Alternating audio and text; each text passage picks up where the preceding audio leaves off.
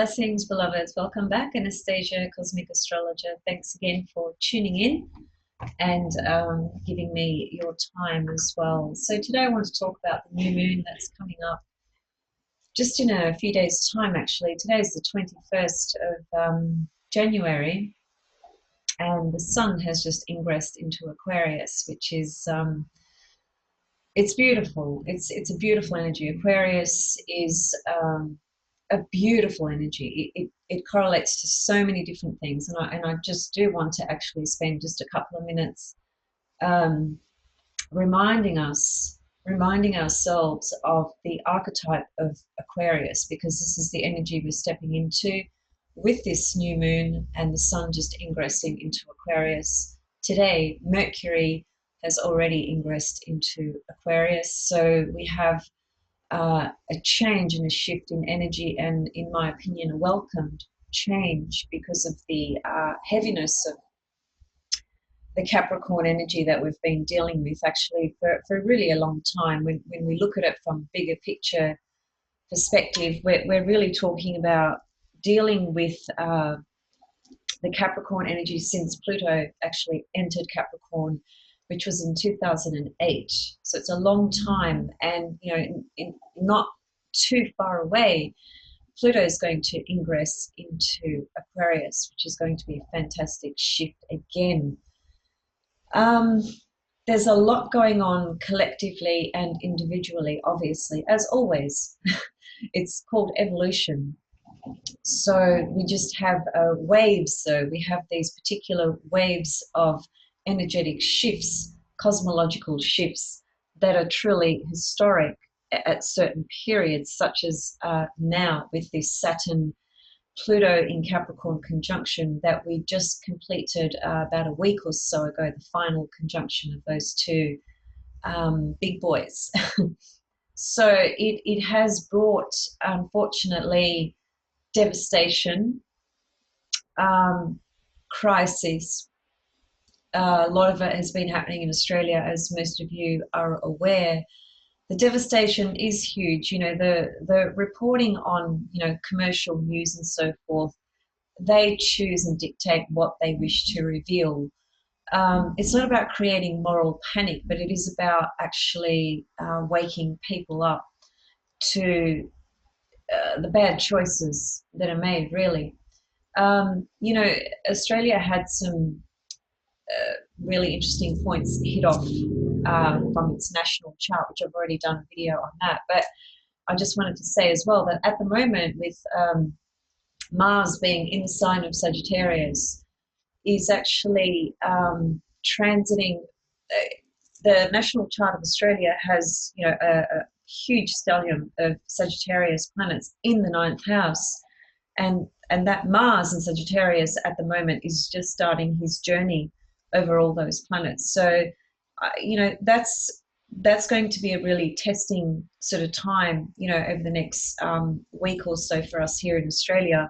It's already correlating to just the people of Australia who are really angry, and rightly so, just with the way things have been handled and dealt. Unfortunately, a lot of it has been what appears, in my opinion, a lot of it has been deliberately created in the way that it has. A lot of it points to, our water being sold, outsourced to incredibly wealthy people. So, we have these droughts that they're not real from the point of view of that we do actually have water here, but it's just being sold off. So there's so many different issues. Some of the fires are still going. We've had this weird weather of just a couple of days ago, we had hail.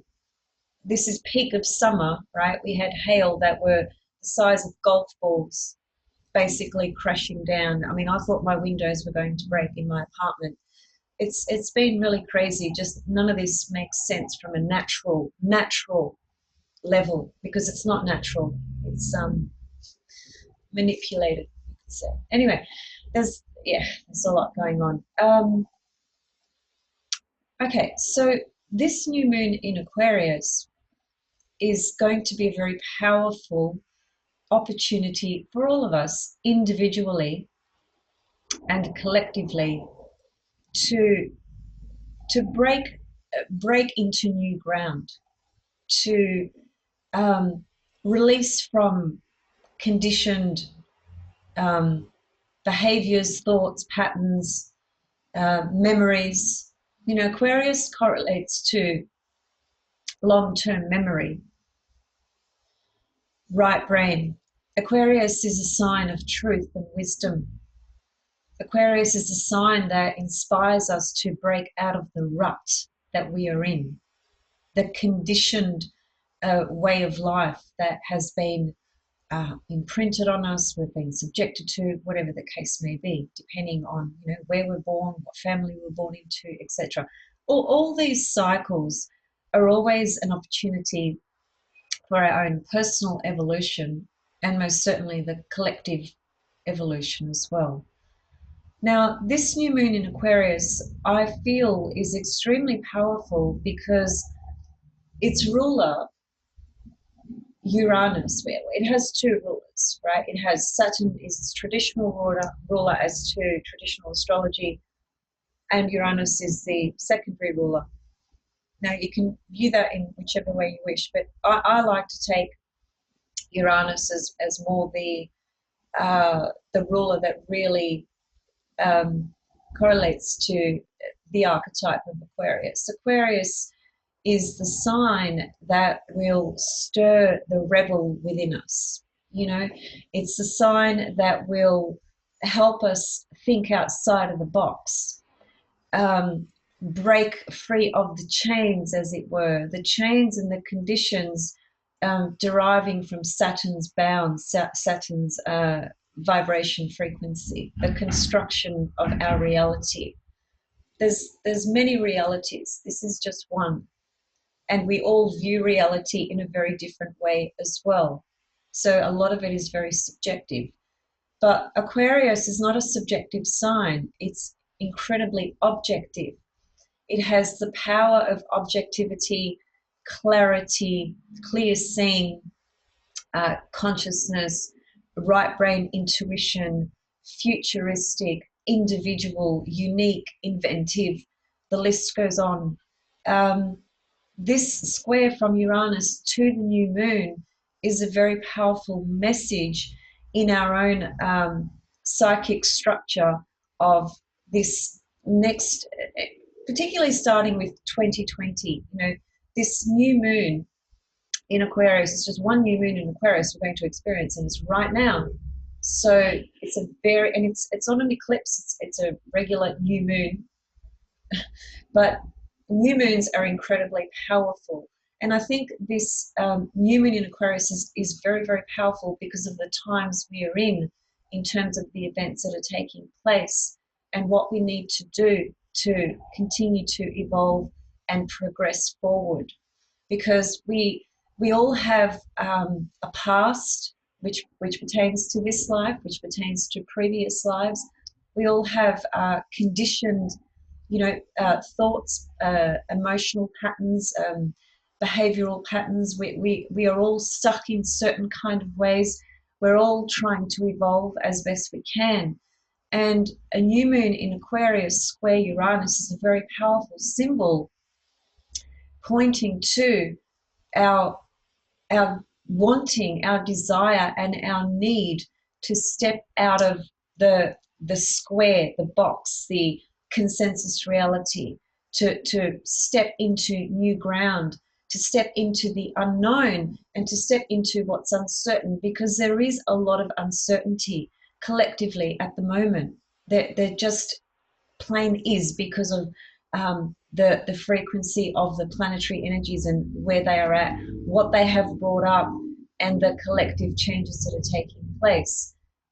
There is a continual process of the Capricorn patriarchal structures being broken down, and there's enormous resistance to that still from the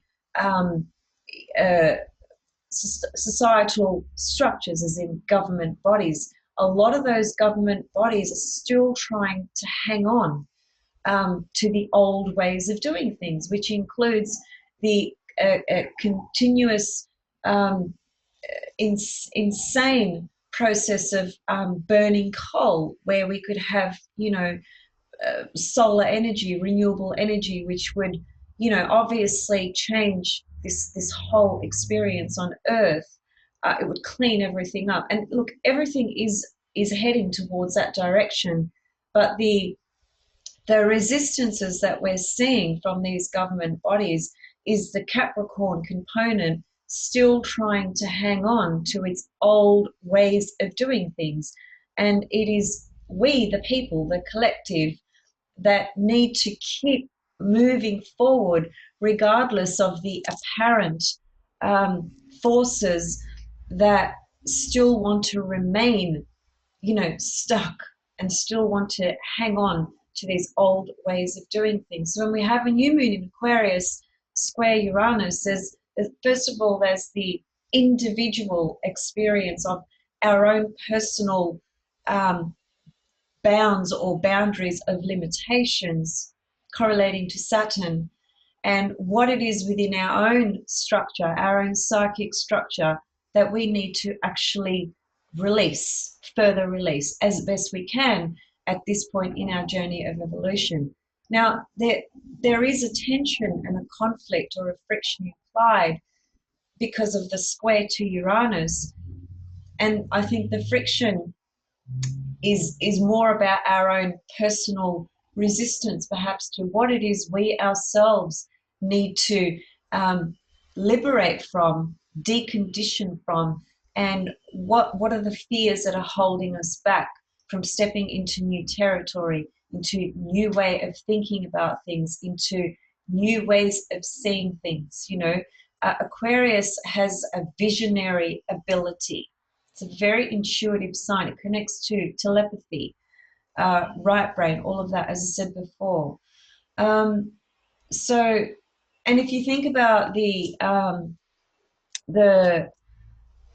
picture that you see with the Aquarian archetype, which is man, woman, doesn't matter what gender we associate with it, but it's a person holding a cup, right, which is the water bearer. And some people make the mistake of thinking that Aquarius is a water sign because it looks like the water bearer is giving water, but it's not. It's actually wisdom. That's what it is. It's pure wisdom that's being poured forth out of that cup into humanity. That's why Aquarius is a humanitarian sign. Its ultimate drive is about bringing forth the wisdom to humanity. Its ruler is Uranus, which means shaking up the structures in place, shaking up the conditioned reality that people live in. It's about breaking that ground, shaking it up. That's why Uranus connects to experiencing shock and trauma. It shocks us and wakes us up out of the dense little reality, bubble of reality that we are confined in. And that's why Uranus transits, when we have them personally in our chart, when they come along, they can create the biggest shocks and trauma in our life. And that's usually because of what we are attached to and what we are hanging on to. So a new moon in Aquarius, the intentions that we need to create a space for when this new moon arrives, step into a space that enables us to actually create the exact intentions correlating to our own personal evolution of where we are at right now, and what that looks like for us individually obviously is going to be different, but the message is the same for all of us in the point of view of what are the new ways that we can see our own life, our own future moving and progressing forward into a new reality that is more about unison. It's more about humanitarian care, humanitarian love, uniting. Aquarius is the sign of groups and communities and humanitarian causes. It is driven and motivated to bring the whole together through its wisdom. So when we apply that to our own personal journey, It's it's actually about assessing, well, where Aquarius is actually in your birth chart, because that is the area that you can very consciously and specifically choose to set your intentions through. You know, the area of the chart, meaning the house where Aquarius is located, it is through that arena that you can actually tune to this vibration, right? And create your own personal intentions with a new moon in Aquarius. It's about seeing the future in a much more connected, healthy way, conscious way, a way where, because this whole everyone on this planet, we are all one big family. There are apparent differences and separations and you know, beliefs and so on and so forth that appear to separate us, but in truth we all come from the one same source, and we all return back to that one same source. And through this journey we have found this apparent separation, which is the ego and the personality. I don't want to make the ego and the personality out to be a bad thing. It's not a bad thing. It's a necessary component for us to be able to express our own unique individuality, our purpose to life. But when that personality / ego is not aligned with the soul, okay, the soul that is you, and then the divine source creation to all things, and the soul to the earth, the soul of the earth, when we don't have that alignment and that connection, the result is what we see, which is separation, division, conflict, and battle, power, struggles, and so forth. So this Aquarius energy is bringing into our consciousness this greater clarity, objective clarity, right? I mean, Aquarius takes us out of the emotional stuff. The emotional stuff's important. We need that, right? We need to embody our own emotions, our emotional body, our emotional struggles, conflicts, whatever. That's part and parcel of our experience here on this, in this human form as well. But if we are all emotion and we don't have the ability to step into an objective, clear perspective, then we can't separate what we are really subjective about, okay, in terms of our overall experience as it appears at the present moment. So Aquarius takes us into that field, into that space of objective, clear perspective for the benefit of the entire human race, not just about our own personal little self and our own personal desires, okay?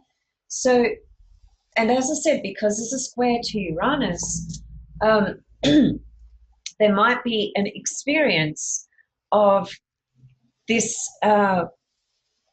these new thoughts or visions being projected, right? New moon. But don't forget, with a new moon, we can't see what's to come. It's like it's a seed being planted, right? So that's why the intention is extremely powerful, because the intention aligns you with that new seed of what you wish to manifest, right? But you can't see it, so you have to dig real deep and find the connection in your own heart and bring it through into the right brain, Aquarius, Uranus. So, that's right, I was talking about the square. Because Uranus is square, it can create this internal sense of conflict or frustration. It's a dynamic force and energy, a square aspect. It's bringing tension and friction to that new moon, okay? So we have to find a way to resolve that tension within ourselves, as opposed to acting out in a way because the classic reaction to an Aquarian impulse, if you like, or Uranian impulse can be the rebel, right? And rebellious behavior at certain times is essential and it's needed, right? Because it can create change without a doubt. But rebellious behavior that doesn't really have a purpose, that's just out of anger and it's just reactive with no vision, is quite dysfunctional and just creates a mess. So we have to watch that within ourselves in terms of, it's fine to be rebellious with a cause, with a purpose, with a vision in sight, but to be rebellious just to piss somebody off or just to create animosity or anger or stuff like that is not a conscious way of dealing with this energy. So we have to watch what this square is bringing up to this new moon inside our own self, inside our own psychic structure. It might just bring up some an experience of where it is within ourself that we are really struggling to break free from some particular structure in our own psyche, right? That is a conditioned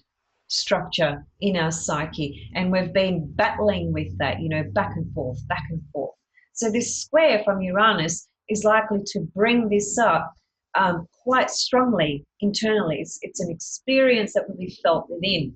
And the question will be, how will we all deal with that individually and collectively? Will we deal with that with the Uranian Aquarius energy of unity, wisdom, clear seeing, objective perspectives, or will we just get lost in our own frustration of where it is we are really struggling to break free from something? So this is going to be an important process to really sit with and consider during this new moon if something does come up in this way for you. So the Uranian energy is what evokes the desire, the need to become truly authentic. That's what Uranus represents. It's about authenticity, individuation, individuality. Now, what does that mean? Individuation and individuality. That would imply that there is a process and experience of becoming who you are truly meant to be. The opposite to that would be being somebody that correlates to what you've been dictated about, taught, or what's been imprinted in your psyche about what you should look like, what you should be doing, pertaining to the family you've grown up in, the religion you've grown up in, belief system, whatever. And then the external structure, Saturn, of what the world expects of you. That's the Saturn path. The Uranus path is to step back from all that and find within your own self who you are becoming. Who is this authentic self that is trying to come forth? Every single day, this authentic self is speaking to you, to each of us, trying to come forth and express. That's the Uranian impulse. That's what Aquarius stimulates. It's like an electric current, because Uranus correlates to electricity. So it's literally an electric current that can be felt through the body. Right brain, memory, long-term memory. Sorry, very thirsty today. I'll bring up the chart in a moment because there's quite a few interesting aspects as well for this new moon. Let me just see where I left off in some of my notes.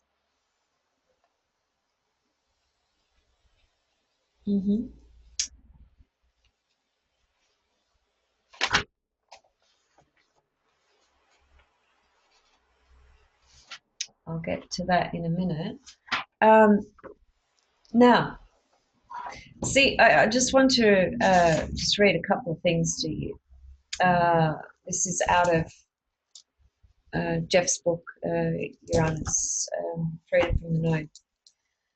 So, I mean, this is a comment relating to, you know, if you're having a Uranus, a specific Uranus transit at the moment in your own chart, but we can take from this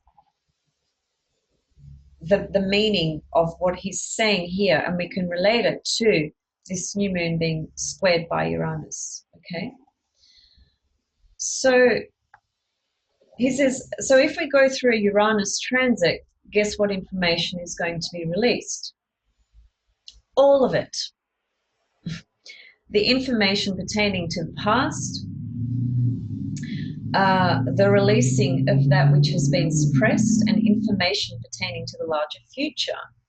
Why? Because it all comes back to the original archetype called liberation. Freedom from the known, hence the name of the book.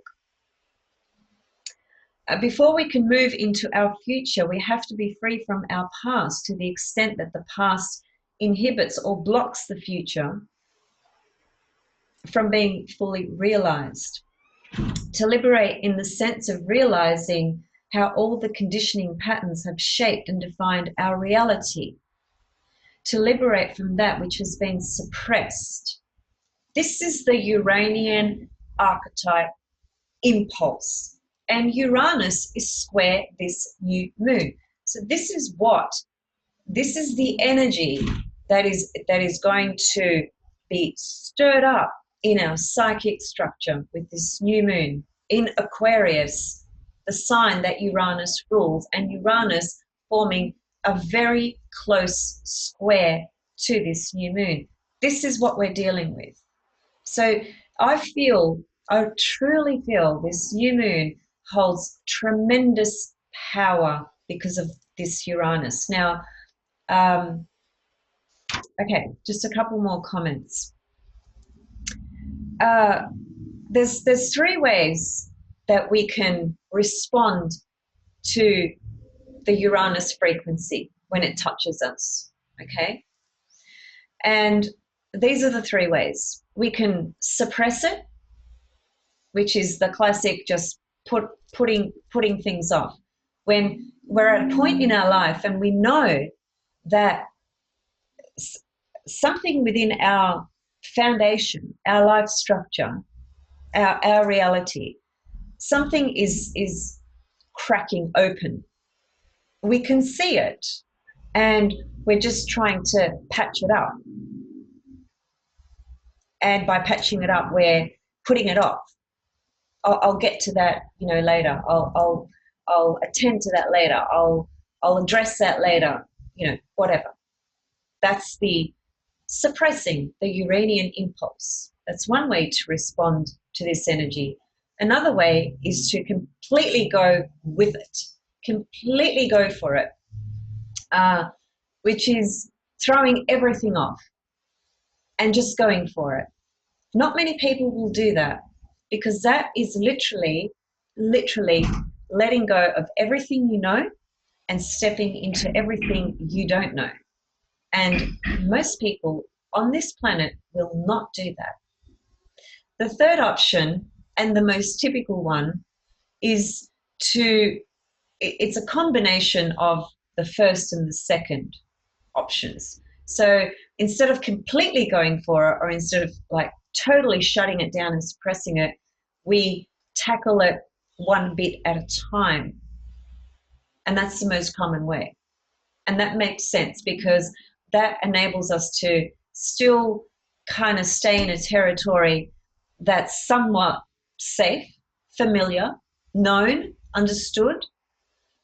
And it also enables us to take little steps towards this unknown territory. This is what Uranus brings up. This is what we need to embody with our intentions around this new moon that's coming up in 3 days' time, as a matter of fact. Okay. So I just would like to read this, because it is worth reading this, and it's more of what I've already said, but I just really want it to sink in to your right brain. Just one other thing, by the way. When I said before that locate where Aquarius is, obviously, because that's where the new moon is going to be in your birth chart. One thing to understand or to consider and try and understand is where you have Capricorn and Saturn in your birth chart, that part of your birth chart is likely to be the zone that really holds you back and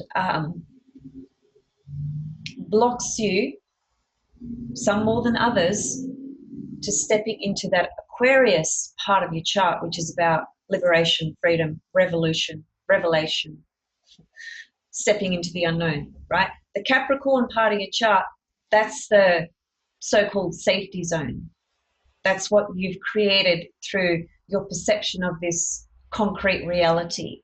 But that's what keeps you bound, right? So you've got to check this out in your own chart. Check out where the Capricorn Saturn energy is, because there's a key and a clue in that part of your chart of what could possibly hold you back from going into the Aquarian zone of your chart. Actually, just a couple of other things before I read that.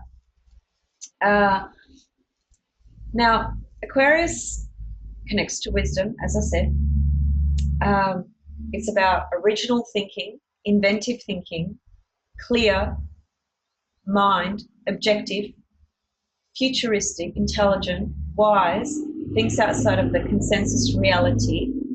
This is the absolute raw essence and potential of Aquarian energy, the Aquarian archetype. It is a fixed sign and it is an air sign. The fixed component of it can also bring up that part in us that remains very fixed with a particular idea. So this is another thing to consider when we're working with this new moon vibration. Where is it in our life that we have a really fixed notion, a very fixed thought and idea, perspective about something that maybe needs to be looked at in a different way? Because Aquarius is a fixed sign. Scorpio is fixed, Taurus is fixed, Aquarius is fixed, and Leo. So they're the four fixed signs, and they are all fixed within their structure, within the archetypal structure of each sign. They have a fixedness about them in a particular way. And Aquarius is fixed in the mind because it connects to the mind. It's an air sign, right? It's thought, consciousness. Sometimes if there's, if you had, Mercury conjunct Saturn, you could be just really rigid in your thinking and really stuck. If you had Mercury in Aquarius conjunct Saturn, that would probably be more the case. So it's just very interesting to remember that even though Aquarius is all these things that I've said, objectivity, clarity, futuristic, intuition, right brain, original thinking, inventive, and so on and so forth, it can also get very fixed on something where it may need to be more flexible, right? So that's another thing to consider. Aquarius also in terms of the 11th house, because the house, the sign, and the planets, they correlate to different levels of how that Aquarian archetype will manifest and will actualize, right? So the 11th house is very much about our hopes and our dreams and our wishes. So that's a very important point to take in when you're thinking about your own intentions for this new moon, what you are intending to plant in order for it to blossom, come to fruition. This will all really, obviously in a couple of weeks' time, we're going to have full moon in Leo, right? But But when we have the new moon in Leo in July sometime, we have the full moon in Aquarius, a lot of what's being intended now will become actualized, completely actualized when we have that full moon in Aquarius, okay, around about July, which correlates to the Lion's Gate as well. And obviously I'll talk about that as we get to that time in the future. Now, the 11th house is also, in medieval astrology, it correlates to the guardian daemon. So the guardian daemon is just another way of saying a force that is protecting you, like an angel, for example. I believe in angels. I work with angels. I've been working with them since I was 8 years old, 7 years old. I had a consciousness and awareness, a seeing about these entities around me from that age.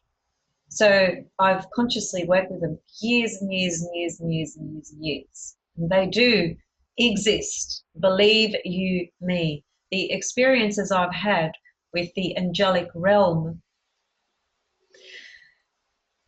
I could write a book on that, really. So the guardian daemon, 11th house. 11th house is the Aquarius house. So something about a guardian daemon coming through with this new moon energy as well. In other words, who's your guardian daemon? Who's your angel? Who is there? Somebody that you connect with from that level where you feel protected? There's some kind of power, energy, force, source in the realm outside of this reality that serves as a protective function to you in some kind of way. This is a very powerful new moon to activate that as well. Maybe to start that if you haven't been working on those levels. Maybe you want to connect to another different type of angel that you've been thinking about. So this is a very powerful time to do it. And also, let's not forget, this is going now on a different level, in evolutionary astrology, Uranus correlates to shock and trauma. And the trauma is usually what connects to our long-term memory. The shock comes up because the trauma can be activated, a trauma that we experienced in another life. It could be a trauma we experienced in infancy, while your mother was pregnant to you. It can be, the timeline is endless. So there's just another issue to I suppose be mindful of, because sometimes things are activated when we're not really wanting them to be activated, or we're unconscious about it. Something gets triggered unconsciously. So just another side note to be aware of, okay? And just a couple more comments about Aquarius, which, as I said, I've already more or less said this, but I would just like to read this. Okay. So the 11th house, Aquarius, Uranus, represents liberation from conditioning patterns, parental, societal, and past life memories. Uranus represents the subconscious or individuated unconscious mind. When you repress something, it goes into the subconscious mind, which is Uranus. It represents rebellion against the known and the limitations of society, that is Aquarius and Uranus does. This is necessary for evolution to proceed. The majority of people conform to society's standards, Capricorn. People conform because of the feeling of security that conforming provides, which is what I was trying to explain when I was referencing uh, pay close attention to where Capricorn and Saturn is in your chart, because that's the area that provides this so-called security, and it's where we conform, where we are limited and restricted as well. And that could be a block or a blind spot to enabling us to activate the Aquarian energy wherever that is in your chart as well. So he says here that the conforming, right, basically it's a strategy for dealing with the Cancerian insecurity. Uranus Aquarius frees us from the need to find security through conforming to someone else's society's values and standards, which is what I was saying before when I was saying Uranus is always the opportunity to help you realize your authentic self.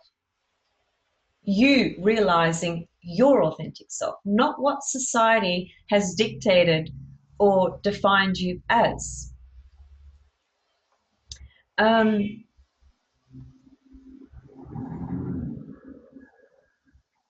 Okay, I just wanted to read those couple of points there. I know some last, so there it is. That's what I'm reading from. Let me just bring up the chart just quickly before I leave you guys for today, because I've got a lot of work to do. So this is the chart for today, as in Melbourne, Australia, because I know most of my viewers are not from Australia, and I love you all so much. I appreciate you all so much, and so grateful to all of you. Okay, so we can see here the sun has ingressed into Aquarius, which is such a relief, just such a relief, because look at this Capricorn stellium we still have happening. Pallas has ingressed into Capricorn. There was a viewer who asked me if I could speak on that. I won't speak on it today because I just need to cover some other things, and I've covered quite a lot already. I might just put something together. I'll just see how I go with time. So the sun ingressing into Aquarius begins the Aquarius season, to use that modern term. And it takes us into the territory of everything that I've just spent the last 30 minutes or so sharing with you guys. The Saturn-Pluto conjunction, it looks like it's still there, and it kind of is really, but technically, if we go down to technicality, Saturn has moved on, because it's 46 minutes, 23 degrees and 46 minutes, and Pluto is 23 degrees and 3 minutes. Okay, so Saturn is obviously the faster moving body out of the two, and Saturn is going to continue moving forward because it's moving in direct motion, and it's actually going to go into Aquarius around about March. I do intend on bringing a video about that subject as well. So we can see here Mars is in Sagittarius. Now, just check this out. This is Australia's national chart. I won't spend too much time on this, don't worry. But I just want to show you, transiting Mars at the moment is just going, you know, it's going to go over all these planets here. And the ninth house, when we're looking at it from the point of view of it being this chart representing the consciousness of Australia, the people in Australia, the country, then the ninth house it must correlate to, first of all, the land, natural law, which is so freaking interesting, isn't it? Because what's happened here is the devastation has happened to the land, subsequently to the people, and the ninth house would correlate to the philosophical underpinning of the psyche of the Australian people. Now, for those of you that don't know, Australia has always been referred to as the lucky country.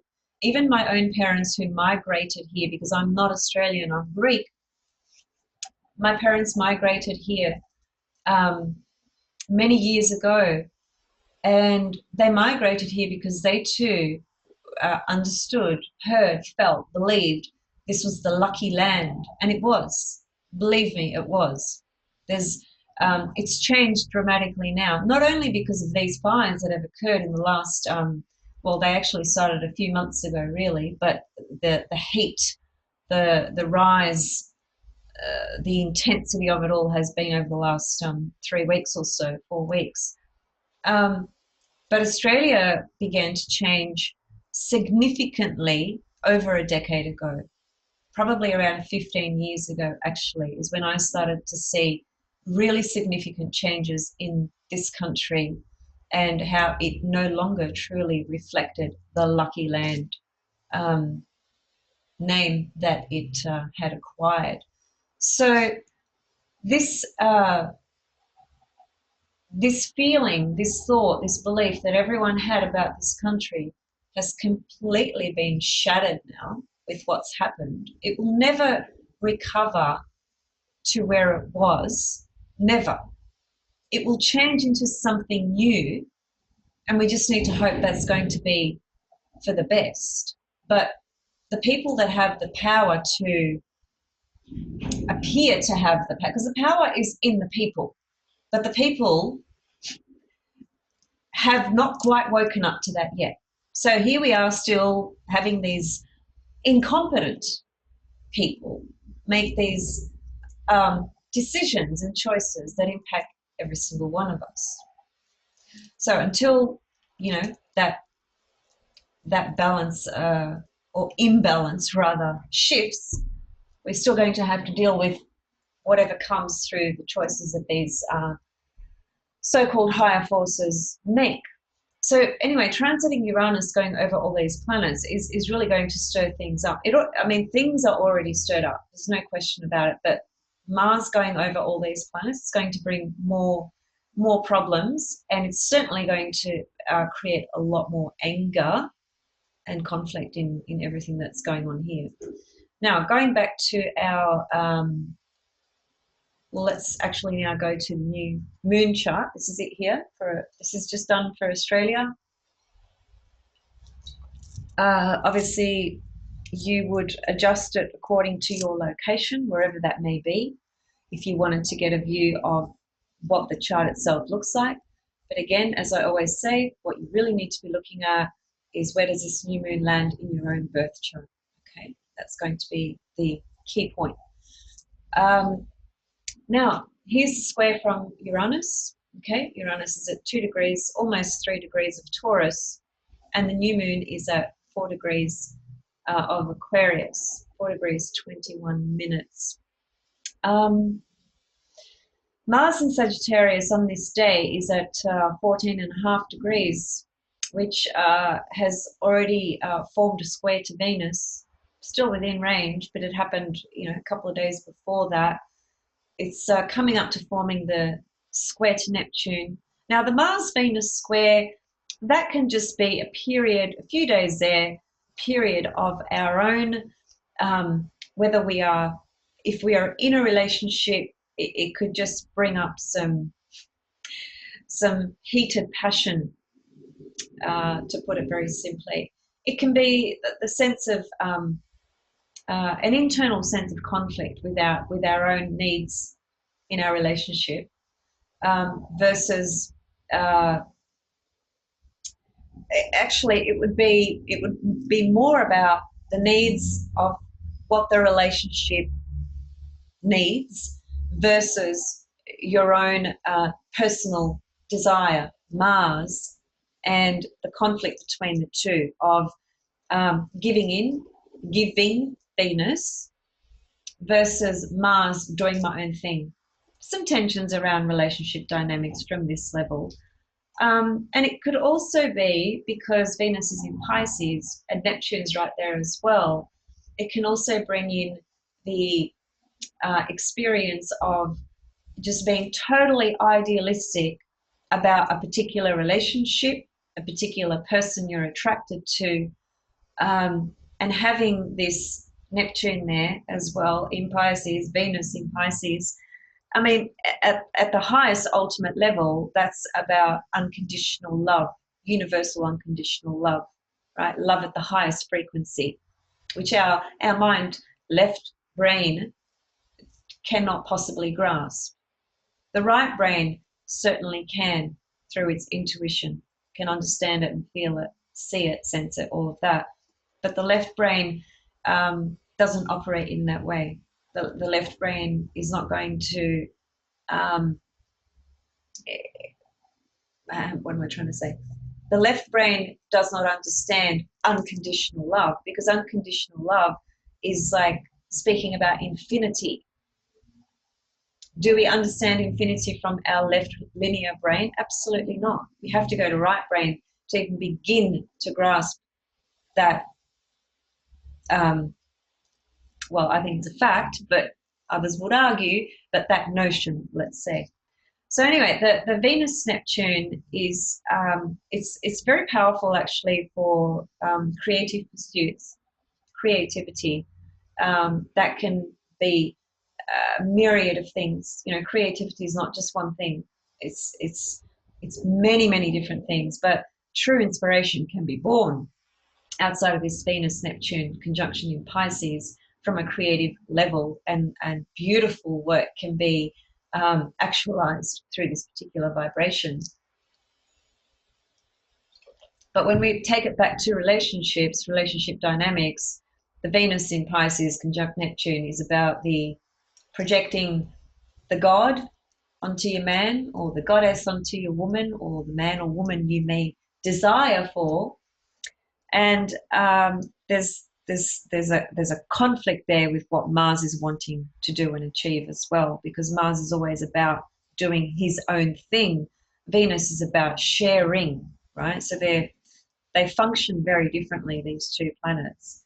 And when they are in a square, there's a fundamental tension around passion.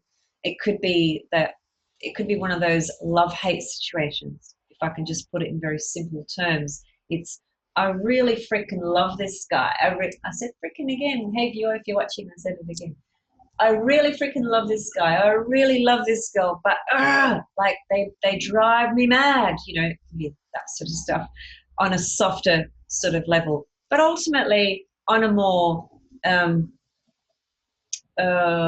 conscious sort of level, it's really about recognizing those internal conflicts that do actually exist within you, because the square aspect is something that can bring some level of understanding within your own self, how you deal with relationships, and what are the ideals, romanticized ideals that you are holding on to that don't match the reality of what you're living, right? Venus, Neptune, ideals. The Mars Neptune is a problem aspect, because Mars Neptune correlates to esoterically it's ray 6. Ray 6 is ruled by Mars Neptune.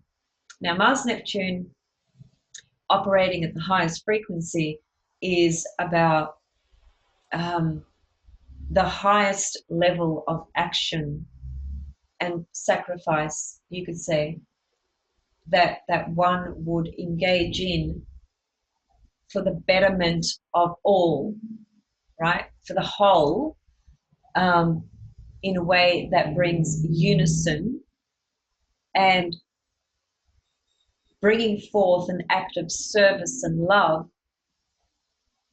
for the divine, right? For the divine's will, thy will be done. So the divine will, the intention of the divine will being streamed right through your own consciousness, and then you as a conduit, a vehicle, a body, actualized in this 3D reality, bringing forth acts that have to do with the highest form of love and sacrifice for the purpose of bringing and uniting all, and bringing the love. When I say love, do not mistake it for that Venusian love. I'm not talking about, I love those pair of shoes. Or I love that house. That's obviously a material appreciation I'm talking about a love that our left brain, first of all, can't conceive of. It's a love that is beyond language. It can only be understood, experienced, and felt when we go into that deepest heart center, soul center, soul space um, of connecting with the divine will and love, because that's what it is. It's not the love on the 3D reality plane, right? Um, so that's the highest level of Mars Neptune, being ruled by ray number 6 on an esoteric level of astrology. And the downside, when it's when Mars Neptune is being activated through the personal will, Mars, then the sacrifice, the fanatic, the blind-sided is what you see coming through this Mars Neptune. So it's the, personal ideology of, I believe this, you believe that, you are wrong, so I've got to get rid of you. It's that kind of frequency. Very dangerous combination of planetary energies in an unconscious individual that is operating from a realm that belongs to being fanatical about a particular belief. So you understand where I'm going, I think, right? And what I'm trying to say with that. So these are very interesting energies that will be, very potent in the last few days of the month of January, just after, just where the new moon is, and after that as well. So we kind of need to watch that too. Mercury is in Aquarius, has been there for a little while now. That's going to help us with this new moon. We've already started opening up to the Mercury in Aquarius, which is bringing in, downloading clear vision, right? That is a lot more optimistic and positive than what we experienced when Mercury was in Capricorn. Mercury in Capricorn really can really corner us mentally. It can really keep us very stuck on something that we may be focusing on, that whatever we focus on expands. Whether it's good, whether it's bad, just to use simple language, makes no difference to how the brain is wired. The brain does not decide, this is good, this is bad for me. You have to go into a deeper space or a larger level of consciousness to make that decision yourself, to direct your mind and your thoughts, as it were. Because you can do that. So you can test this out. Simple example. If you sit there focusing on something dark, something upsetting, something horrible, whatever, just, even if you just did it for 10 minutes, pay attention to what your body does. Pay attention to what you feel. Pay attention to the frequency that begins to emanate from you. And then do the opposite. Go and focus on something that makes you really happy, that lifts you up, that makes you feel free, connected, makes you feel loving. Pay attention to your body in that moment. What's your body telling you? What's your emotional body telling you? What's the frequency emanating then? It's just a very simple, powerful example of whatever we focus on from a mental perspective creates an experience, not only in our physical body, but in all our bodies. So Mercury in Capricorn could have kept us fixed in a negative stream. And I can understand that, because of the events that have been going on have been dark and negative. They have been excruciating for certain people. Now, you could be having your own personal things going on in your life, and no doubt you will. We all do. So this Mercury in Aquarius is a beautiful welcome shift of energy enabling us to actually step out of the stuckness of where we may have been, focusing on something in particular that just kept our frequency quite low, quite stuck, quite negative, pessimistic, all that. In Aquarius, it uplifts us, it's light, it's air, it opens our mind, it enables us to activate our right brain, intuition, clear, objective thinking. So that's assisting us with the new moon as well. Okay, I think I will leave it there. There are obviously more things coming up, and I will come back to speak about those, namely Saturn moving into Aquarius, and some other things as well.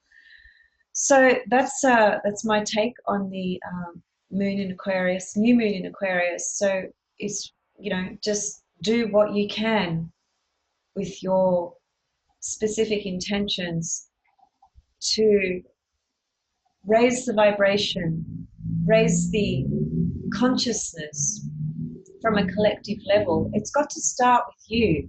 It's got to start with me. It's got to start with all of us individually. We can't put it out there and say, well, what's the point, that particular place or that particular group of people, they're not interested, or they're not going to listen, or they're not aware, or it does not matter. Does not matter. No conscious thought that is aligned with the divine will goes unnoticed or is wasted. We must remember that these sorts of things, it's not about instant gratification. It's a process of evolution. It takes time for things to shift, to manifest, to change, to become actualized, to be activated. But it all has to start from within our own self, period. Doesn't matter what it is. All right, guys, I will see you very, very soon. Thanks again for all your beautiful messages and love and support, all your beautiful emails. I've received tons of emails. Sometimes I reply very briefly, and if I do, please understand that if I was to sit there writing really long responses, I would just be doing that all day long, and I can't. I have to prioritize my life, my time as well, because I'm working, doing readings, which is all I do. And in fact, I've been doing that 7 days a week, and I've now decided that I'm going to be having the weekends off because I'm going to burn out, and I can't burn out for my own self and for all of you as well. So yeah, I too have had to sort of reorient and restructure things as well accordingly. So see you guys very soon. Happy new moon in Aquarius, and please do your best to give to set forth some intentions that can really take you out of any conditioned thoughts, feelings, patterns of behavior that are limiting to your soul's evolution. See you soon. Bye.